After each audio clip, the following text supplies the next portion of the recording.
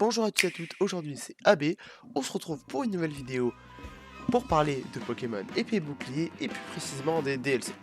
Alors, le jour où je tourne cette vidéo, on est le 22 octobre, donc juste un jour avant la sortie de Coronège, et je me suis dit, pourquoi pas faire une vidéo où tout simplement je disais ce que j'attends pour Couronne. Avant de parler de ce que j'attends, je vais faire ça de façon très rapide et très brève de ce qu'on sait vis-à-vis de Coronège. Alors, premièrement, on sait que il y aura Roi de Galar, on aura Silveroy comme nouveau légendaire, le retour d'anciens légendaires, des nouveaux régis, une nouvelle zone, etc. Expédition Dynamax et bien plus. Toutefois, on en sait à la fois beaucoup et pas beaucoup. Genre, là, il y a des trucs assez importants, sauf que la liste est quand même très courte.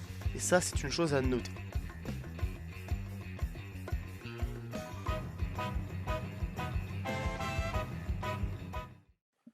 Oui, Isramur est un échec. Déception même. J'ai eu les DLC fin août. Mais bon, je savais déjà que c'était pas bon, en tout cas pour le premier DLC. Mais toutefois, malgré qu'il soit mauvais sur beaucoup de points, il y a quand même des choses à prendre en compte. Et qui, j'espère, seront là simplement dans Coronège.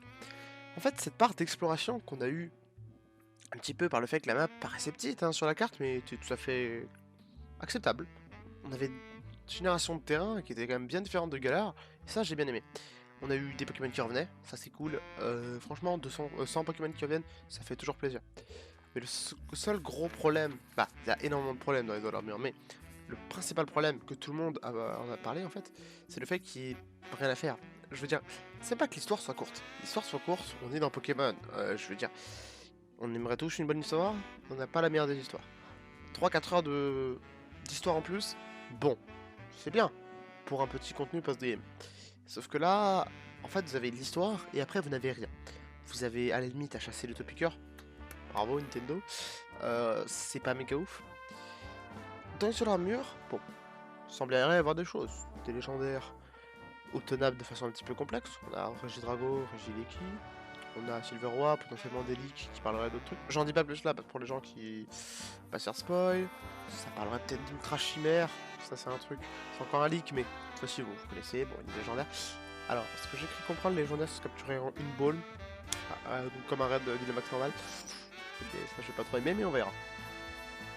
Donc ouais, c'est ça. J'espère tout simplement qu'ils n'en feront pas les erreurs du premier DLC qui sont très affligeantes parce que dans les anciens jeux, j'ai rejoué à Platine récemment en fait. Et le truc c'est que vous n'avez pas autant, autant peu de choses à faire dans le DLC. Enfin, dans le DLC slash post-game. Parce que faut se dire, dans épée bouclier, il n'y a pas de post-game. Et ça le fait pas. Je suis d'accord que le jeu vous le payez pas 60 balles, mais les anciens jeux non plus. Donc voilà.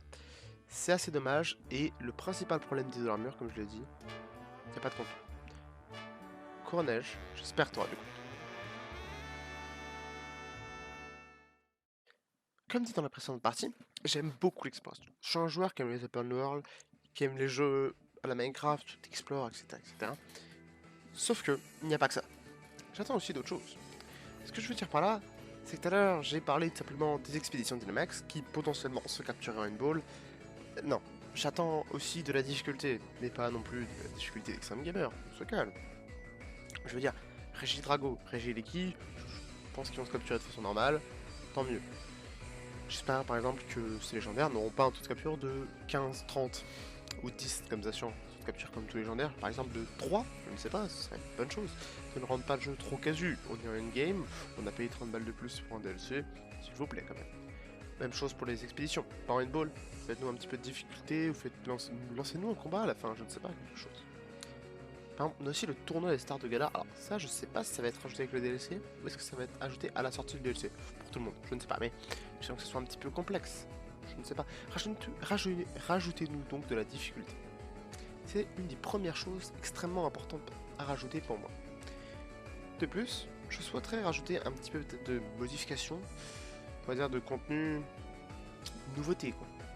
Je veux dire par là que un DLC c'est cool, mais si ça n'apporte pas de modifications spéciales, c'est vrai que c'est un petit peu redondant.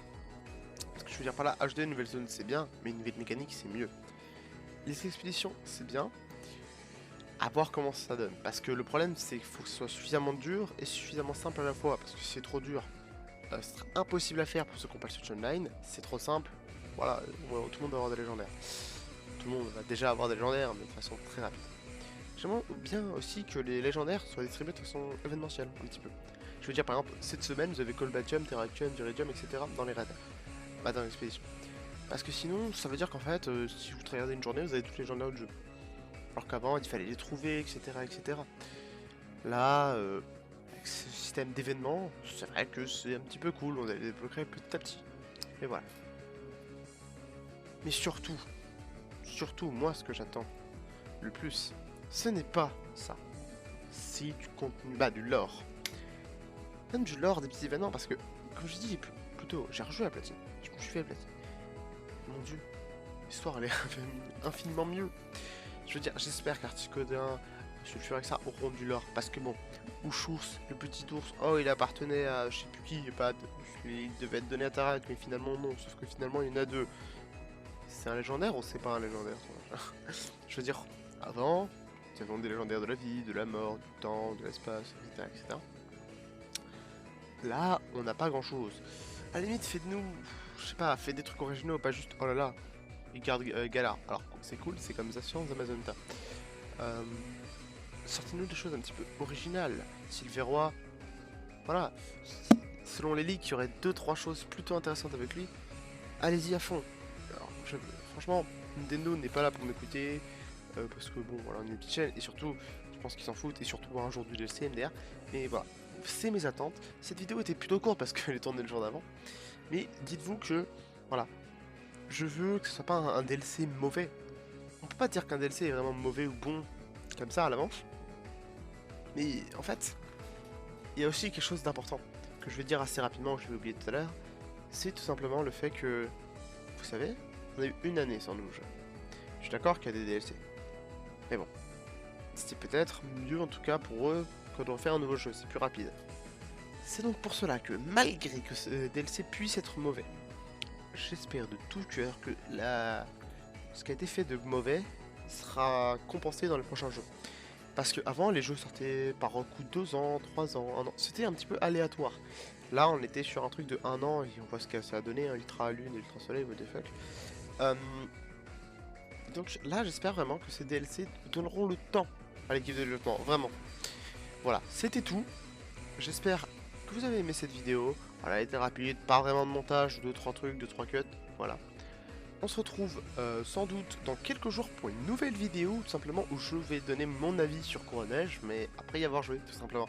Vu que j'ai toujours pas d'avis en Madia et je risque d'en avoir un anniversaire dans 1-2 semaines, enfin une semaine précisément, mais voilà. Je peux pas vous vrai Coronage. Je pense que j'en parlerai peut-être en live, je sais pas, on verra, mais j'en parlerai, voilà. Moi je vous dis à plus, c'était AB, allez, bonne journée.